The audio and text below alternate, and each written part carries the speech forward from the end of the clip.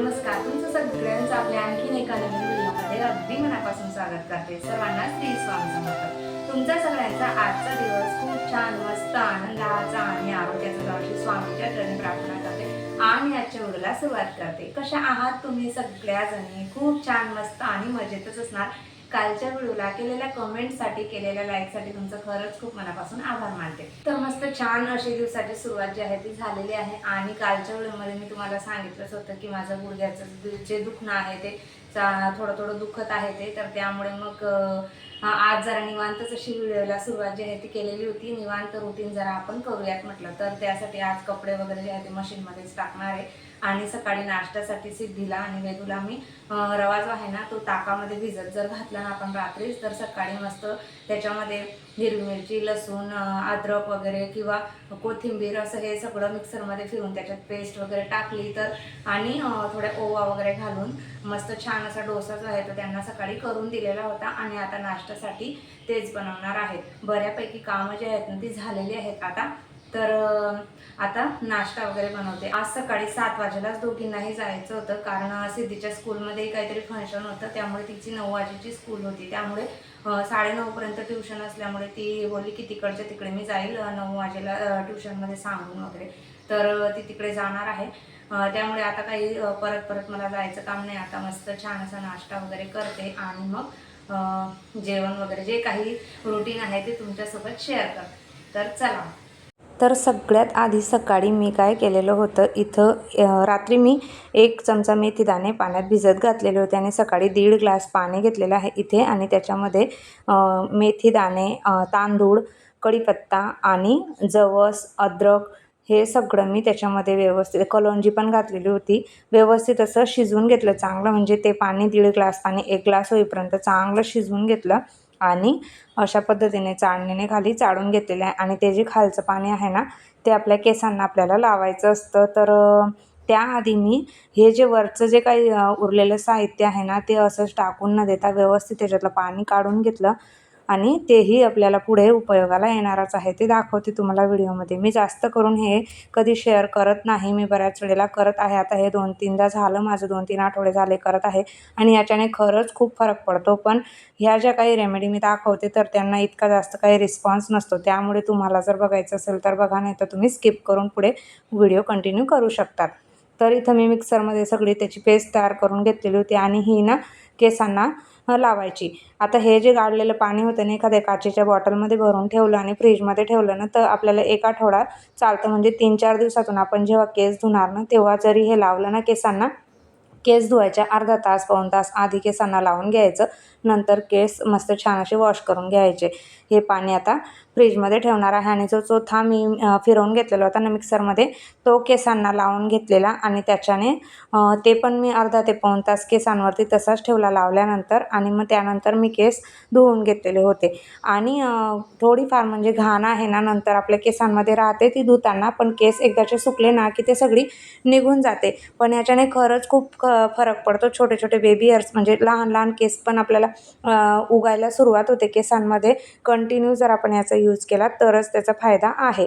तर ते मी सध्या करता याने मात्र ठरवलेलंच आहे की काही होऊ दे पण मला केस मस्त छान असे वाढवायचे, जसे मध्ये आधी माझे केस होते ना तशाच पद्धतीचे। तर बघू आता, त्यासाठी आपल्याला खूप मेहनत करावी लागणार आहे, कारण इतकं सोपं नाही आहे ते। तर पण मी कंटिन्यू करणार आहे आणि जसं की तुम्हाला आधी व्हिडिओमध्ये सांगितलंच की आज डोस्यांसाठी टाकलेलं होतं, तर सकाळी माझे केस वगैरे त्यांना लावून झाल्यानंतर, धुवून वगैरे झाल्यानंतर मग आमच्यासाठी मग मी परत डोसे उतरवायला सुरुवात केलेली होती। छान होता ते, नाश्त्याला अगदी शॉर्टकट आहे आणि पटकन आपण घरात सगळ्यांना देऊन घेऊ शकतो। म्हणजे रवा जरी आपल्याला रात्री ताकात भिजत घालायचा राहिला असेल तर सकाळी घातला तरी सुद्धा अर्ध्या ते 1 तासात रवा छान मस्त भिजून जातो। थोडं मी 2-3 चमचे बेसन पीठ घातलेलं होतं त्याच्यामध्ये पोहे खाण्याच्या चमच्याने, कारण व्यवस्थित छान डोसा आपला बनवावा म्हणून। तो आपण चटणीसोबत किंवा सॉसबरोबर सुद्धा खाल्ला तरी चालतो। आता माझ्या मुलींना सॉस वगैरे काही इतकं जास्त आवडत नाही, त्या खातही नाही, तर त्यांना ना त्याच्यावरती तूप वगैरे लावून सुद्धा तळून दिला ना तरीसुद्धा आवडीने खातात आणि चांगला लागतो। कपडे आज मशीनमध्येच लावून दिलेली होती. जोपर्यंत नाश्ता वगैरे बरंचसं काय काय कामं असतात आपली ती होईपर्यंत कपडे छान वॉश करून झालेली होती आणि ती वाळवायला टाकली. त्यानंतर आपलं पुढचं जे काही स्वयंपाकाचं मग सुरुवात होते ती करायला घेतलेली आहे. तर आता इथे मी कच्चा कांदा, टोमॅटो वगैरे जे काही मिक्सरमध्ये लसूण हे फिरवून घेतलेलं होतं, वाटण तयार करून घेतलं आणि छान व्यवस्थित तेलामध्ये परतवून झाल्यानंतर हळद, लाल तिखट, धना पावडर वगैरे आणि आपला किचन किंग मसाला. मी किचन किंग मसाला बऱ्याचशा भाज्यांमध्ये घालते, कारण किचन किंग मसाला घातला ना तर मुलीही आवडीने भाजी खातात. तसं त्यांना ही मी आता शेवग्याच्या शेंगांची भाजी बनवणार आहे. शेवगाच्या शेंगा त्यांना आवडत नाही, पण चांगल्या असतात त्या, पण मुलांना काही आवडत नसल्यामुळे असं मसाला वगैरे घातला तर मग खातात आवडीने. तर किचन किंग मसाला घालते, नाहीतर आपला खानदेशी काळा मसालासुद्धा घातला तरी पण चांगल्या होतात. तर आज कच्चा मसालाच केलेला होता, काही भाजून वगैरे वाटण केलेलं नव्हतं, तरी छान झालेली होती. थोडं पाणी घातलं, चवीनुसार मीठ वगैरे घातलं आणि भाजी मस्त छान अशी झालेली होती शेवगाच्या शेंगांची. दुपारचं असं जेवण वगैरे करून घेतलं आणि त्यानंतर मला परत मेहंदी वगैरे भिजत घालायची होती केसांना लावण्यासाठी. जर गावाला वगैरे जायचं असलं ना तेव्हाच मी मेहंदी भिजत घालते आणि केसांना लावत असते.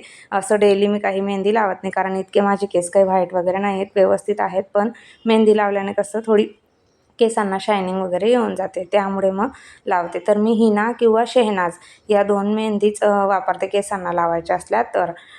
छान मस्त शायनिंग येते या केसांनी. तर इथे मी काय केलेलं, आपली चहा पावडर आणि कढीपत्ता हे छान व्यवस्थित असं पाण्यामध्ये उकळवून घेतलेलं होतं आणि याच्यात थोडंसं आपण पॅराशूट ऑइल वगैरे घालू शकतो, त्या केसांसाठी जे वापरतो ते.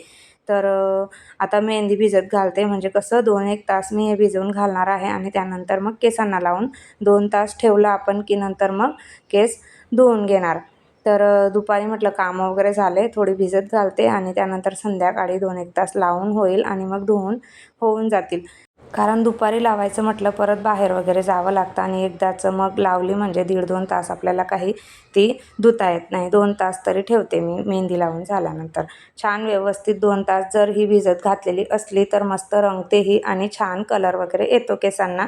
तर ती सकाळीच मी त्याआधी केस धुवून घेतलेली होती, कारण मेहंदी लावायच्या आधी जर केस छान व्यवस्थित धुतलेले असली तर मस्त रंग येतो मेहंदीचाही आणि शायनिंगही येते केसांना. किंवा बरेच जण दही वगैरे घालतात किंवा अंडही घालतात मेहंदी भिजत घालताना. पण अंड वगैरे तर मी घालत नाही, कारण त्याचा वास वगैरे पण येतो. तर किंवा दही घातलं तरी चांगलं असतं, म्हणजे डॅन्ड्रफ वगैरे ज्यांच्या केसांमध्ये असेल त्यांनी दही घालावं. दह्यामुळे डॅन्ड्रफ वगैरे जातो केसांमधला. तर मेहंदी भिजत घालून दिली आणि त्यानंतर जे काही आपले रोजचेच कपडे असतात बरेचसे, की ते प्रेस केल्याशिवाय घालायला चालत नाही, कारण घातल्यावरती कपाटात जरी घड्या वगैरे करून ठेवलेल्या असल्या ना तरी त्यांच्यावरती चुरगड्या वगैरे पडलेल्या दिसतात. काही कापड असतात असे, आणि असे जे आपले कुठं फंक्शनला येण्या-जाण्याचे ड्रेस असले ते तर धुतले म्हणजे त्यांना वय पडतातच, त्यामुळे त्यांना प्रेस वगैरे करावीच लागते.